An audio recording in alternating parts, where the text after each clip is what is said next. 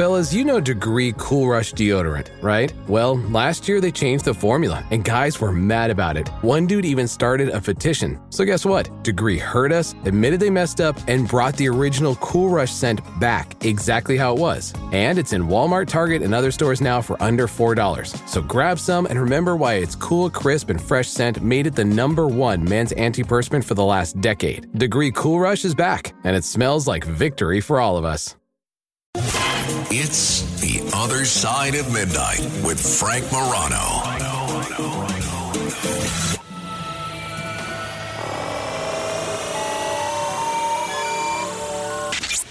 The Other Side of Midnight presents The Midnight Files.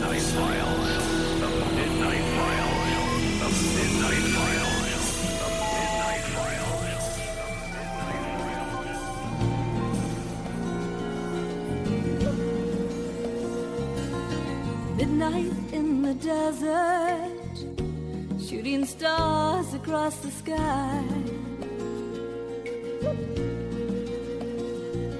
This magical journey will take us on a ride, filled with the longing, searching for the truth. Will we make it till tomorrow? Will the sun shine on you? Midnight in the desert, and we're listening. Ooh, we're listening to you. Well, what does our government know, and how much are they being honest about what they know? Those are two questions, at least on the UAP order of things, that have been thrust back into full view with a leaked whistleblower report, which says that the Pentagon is operating a secret UFO retrieval program called Immaculate Constellation. That's pretty blockbuster. That's pretty big. That's not the word from me. That is the word from independent journalist Michael Schellenberger. Here he was on News Nation. The report is quite extraordinary. It says that there is an unacknowledged special access program called Immaculate Constellation, which is the parent program, is the language used for exactly what you said, UAP, crash retrieval, reverse engineering, and apparently a very large database of high quality photographs, videos, infrared videos, apparently much more sophisticated documentation of many more UAP encounters than have been released. What does it all mean, and is any of it true? Well, we've done a lot of UFO discussion on this show, and I've seen a lot of UFO or UAP-related documentaries over the course of the last few years. And it's interesting whether people tend to be skeptics and totally disbelieving of the idea that there could be extraterrestrials, or whether they believe that extraterrestrials are among us and actually were the forefathers of human civilization. The one guy that seems to have credibility with all sides of this argument is Nick Pope. And when you hear his delightful British accent, it is easy to understand why. He is a journalist, he's a UFO expert, he's an author, and he's a former employee of the British Ministry of Defense. Nick, it's great to talk with you again. Yeah, likewise. Nick, what do you make of this? Immaculate Constellation. What? First of all, before we get into the validity of what Schellenberger is claiming, what exactly is he saying here? Well, he's essentially saying that he has, from a credible source, corroboration of what has previously just been rumor. I mean, we've heard these rumors, of course, for years and years that there are these legacy intelligence community programs looking at crash retrievals and reverse engineering. But I've always said, and I think you and I have even discussed this, that we would need three pieces of information, or Congress would, to get to the bottom of this. The name of the program, the agency that's running it, and the name of the director. Well, to have the name of the program is huge, because it really does enable Congress to ask targeted questions. And I think that's what they will be doing, probably doing it already behind the scenes. So do we think, based on what Schellenberger is reporting here, that there could be some truth to this? Well, I think there might be. I mean, the first point to make is that this corroborates the claims made earlier by whistleblowers like David Grush and by other former intelligence community people like Luis Elizondo, who've spoken out about this. But I think, as I say, both in the Senate and in the House, there are a number of people on both sides of the political divide, by the way, who are going to drive this forward now and ask very direct questions to try and corroborate this. We know that other whistleblowers have already come forward to Congress and are waiting in the wings, and there may be, although the timing is a little bit up in the air because of the election, but there may be another congressional hearing as soon as November the 13th. Well, that should certainly be blockbuster coming after this Immaculate Constellation news.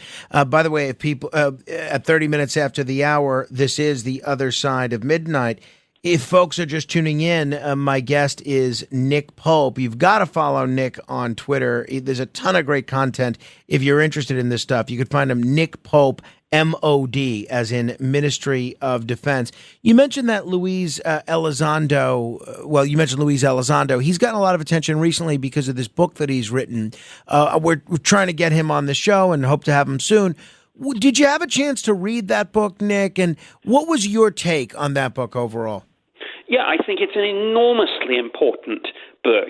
I mean, really, and of course, another point worth making is that it took about a year, I think, for him to get it through the Pentagon security clearance folks at DOPSA, the Defense Office of Pre-Publication and Security Review. So you know that you're getting an insider's account of all this. But you know, there's another book that's going to be hitting probably next year, which is from the former director of the UAP task force, Jay Stratton. So there's lots of people waiting to come forward, and obviously they've got to play it very carefully with all the rules about not disclosing classified information without authorization. But I just get the feeling that all these things happening at once, to me, that's not a coincidence. It speaks of a sort of orchestrated campaign by a believer faction in the U.S. government, the military, and the intelligence community. So if Immaculate Constellation is not some sort of a secret UFO program that reveals what Schellenberger has indicated it does and coincides with what Elizondo and David Grush are saying, what could this be? Could this be intentional misinformation to, throw people off the scent of what the real deal is here? It could be. As always in the shadowy world of intelligence, nothing is what it seems very often. And, usually with very highly classified programs, you have a randomly selected code word to further disguise what the program's all about. So, for example, you would never call a program to develop a new nuclear missile something like Big Mushroom. You would have something completely random that comes off a computer. The Manhattan Project. Yeah. So Immaculate Constellation clearly isn't random. Constellation speaks to the stars, and the whole phrase's similarity with Immaculate Conception, of course, poses some interesting little hints about human origins and the hand of extraterrestrials in that. But of course, if this is an illegal program, the rule book's gone out of the window anyway. So who knows? But if this isn't genuine, what I think this might be, this is the only skeptical theory that makes sense, is a so-called canary trap, which is an intelligence community trick to find people who are leaking information. You give suspects very subtly different versions of something and see which version leaks. So they would have given 3 different op names, for example, to 3 different suspects, and the person who was given Immaculate Constellation and told that was the name of the program, they now know that that person has been leaking. So that is a possibility. Choosing a bottled Starbucks Frappuccino drink that's all flavor and just 100 calories? Easy. Choosing between creamy vanilla, double chocolate, and sea salt caramel flavors? A little harder. Try the delicious new Starbucks Frappuccino light drinks. Look for them wherever you buy groceries. Start with Starbucks coffee.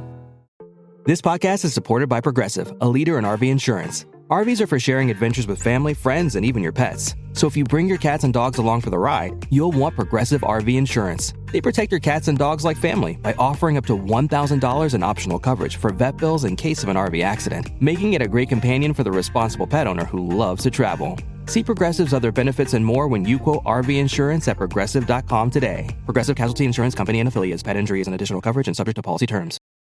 Last week was our first playoff game, and my plaque psoriasis was so itchy under all my gear. Sometimes just thinking about scratching could take me out of the moment. And then my doctor told me I could get clearer skin with a pill called Otezla. Otezla apremilast is a prescription medicine used to treat adult patients with plaque psoriasis for whom phototherapy or systemic therapy is appropriate. Otezla can help you get clearer skin after just 4 months. Okay, ready for the next game. Talking to my doctor about a pill was a total game changer. Don't use Otezla if you're allergic to it. Get medical help right away if you have trouble breathing or swallowing, swelling of the face, lips, tongue, throat, or arms. Severe diarrhea, nausea or vomiting, depression, suicidal thoughts, or weight loss can happen. Tell your doctor if any of these occur and if you have a history of depression or suicidal thoughts. Live in the moment. Ask your doctor about Otezla. Call 1-844-4-OTEZLA or visit Otezla.com for prescribing info about cost, and more. In state and local government, tech upgrades aren't optional. They're essential. Whether it's improving digital services, protecting public data, or modernizing outdated systems, the demand for skilled IT professionals has never been higher. CBT Nuggets helps you stay ahead with affordable, on-demand IT training that's built for your schedule. Our short, practical videos and hands-on virtual labs make it easy to build real-world skills in networking, cybersecurity, cloud technologies, and more. You don't need expensive hardware or complicated setups, just a browser and the motivation to grow. Whether you're an IT admin, public service tech, or new to the field, CBT Nuggets gives you the tools to better support your team and your community. And with new content added regularly, there's always something relevant to learn. Join thousands of learners who are upgrading their skills and advancing their careers. Start your 7-day free trial today at cbtnuggets.com. Because smarter tech skills don't just help you, they help your whole community succeed. Well, that would be interesting if that were the case. But I tend to agree with you that all these things coming out at once, the approval and the ultimate release of the Elizondo book, the approval and the forthcoming release of the Jay Stratton book, the congressional hearings on November 13th, this news about Immaculate Constellation, the continued aftermath of what we heard from David Grush. It seems quite coincidental to have all these things happening at around the same time. Absolutely. And, of course, the related story of these drone incursions. And that's not going away. And that's been very prominent in the media over the last 2 or 3 weeks. And, again, has put the focus very sharply on the defense and national security implications of whatever it is that's going on in our skies. Yeah, that's for sure. I was going to ask you about that. If you're just tuning in, this is The Other Side of Midnight. I'm Frank Morano. My guest is Nick Pope. This is pretty wild. And what's wild is not just that it happened, but the fact that the Pentagon has so far provided no answers as to what these drones might be.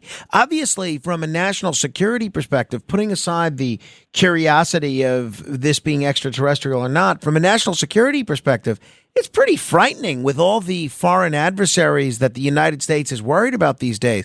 To think that these drones could be just buzzing by military installations and the Pentagon has no explanation as to what they are, at least no public explanation. Yes, I hope that they do have a little bit of an idea about this and that they're just not maybe telling people, but it is very disconcerting. And people always say, well, are we talking about drones or are we talking about genuine UAP? And my answer is always, look, these are not either or questions, it's perfectly possible to have a scenario where some of these things are hobbyist drones, some of these things are adversary drones, and some of these things are UFOs, UAP, whatever that may be. Well, it certainly makes you think.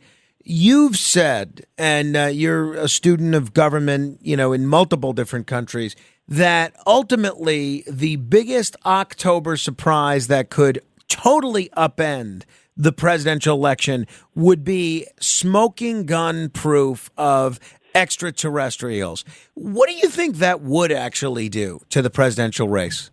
Well, it depends who announces it, and it depends what the backstory is. But for example, if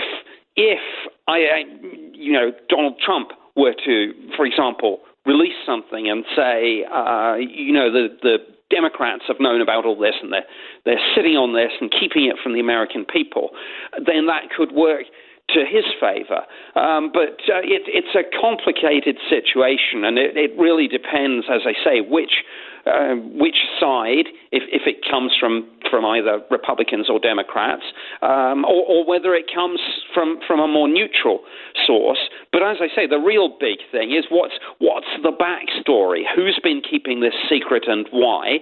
And what is the nature of the phenomenon? And I don't know whether that would break particularly for one political party or the other, but it would certainly upend almost everything. Yeah, I don't know if belief in UAPs cleaves in a more of a liberal or conservative direction, because as you pointed out, in terms of the politicians that have been vocal about this, you have people on both sides of the aisle. You have the Republican Congressman Tim Burchett from Tennessee. You have Democratic Senator Mark Warner from Virginia, Democratic Senator Kirsten Gillibrand from New York. I don't know what it would do electorally. No, and maybe that's a good thing. Maybe this is a subject that perhaps we can keep apolitical and say that the American people of whatever political persuasion and beliefs have a right to know. But if it turns out, for example, that one particular party has been sitting on this, and the other party says, "Well, I'm going to put it out there because I think the American people have a right to know," then it might suddenly become political. But at the moment, obviously, everyone's talking about the border and gas prices and grocery prices. But aliens, that would be kind of fun. That really absolutely would be the ultimate October surprise. I'll tell you, to your point, it would be nice with all the division that's out there, and it's seemingly you can't get Democrats and Republicans to agree on what day it is. Maybe it would be a nice thing to unify the country around some sort of external, I don't want to use the word threat because we don't know that that's what it would be, but some sort of external curiosity. I think that's right. And I think, again, one doesn't like to necessarily talk about threat, but there's no getting away from that possibility. And, of course, Ronald Reagan famously did say that very thing to the United Nations. And he gave a very famous speech back in the 80s. Not a lot of people remember it now, but he said, "I occasionally think how quickly we would set aside our differences if we faced some alien threat from beyond this earth." So, I think there really could be something to that, and it would show us being, humanity, us being Republicans and Democrats, that there is more that binds us together than sets us apart. You were, first of all, if people watch the show Ancient Aliens on the History Channel, you're a regular on that show, but you're a regular on a lot of different documentaries and television programs exploring the UAP issue. But you also do these terrific live Ancient Aliens shows all over the country with Giorgio Tsoukalos and William Henry and a number of the other folks that are featured on Ancient Aliens. I know you were just in Florida. How did Florida make out, at least in terms of what you heard from Floridians, with all the storms they've been experiencing? Well, yeah, we just did 3 shows, one in Fort Lauderdale, one in Orlando, and one in Clearwater. And Clearwater had obviously suffered more damage. And until fairly recently, we didn't even know whether these 3 shows would go ahead. So we reached out to the venues, to see how they were doing, and the venues reached out to the local community because we didn't want to get in anyone's way if there were sort of recovery operations. Yeah. But they said, no, the local communities want you to come. And, hopefully we brought a bit of joy and healing to communities that had been battered by Helene and then, of course, Milton. But, yeah, we played three shows, and everyone had a great time, and obviously with the difficulties that they faced, it was maybe a little bit of light relief for them. But I mean, we were all very, very impressed with Florida's strength and resilience. That's terrific. By the way, if people have the opportunity to see one of these live shows, they absolutely should take advantage of doing so. You can see the tour dates at ancientaliensLiveTour.com. That's ancientaliensLiveTour.com. And a special note to our listeners on WGN and KMOX, because you guys are doing a whole bunch of shows in the Midwest, including in Illinois and in Wisconsin and in Indiana, that folks can take a look at. That's coming up in December. Nick Pope, it is always a treat to talk with you. I look forward to having you in studio the next time you're in New York. Thanks very much, Frank. Great to talk to you too. Thank you, Nick Pope. If you want to comment on any portion of our conversation, feel free to jump on board at 1-646-720-0635. That's 1-646-720-0635. This is The Other Side of Midnight. Straight ahead.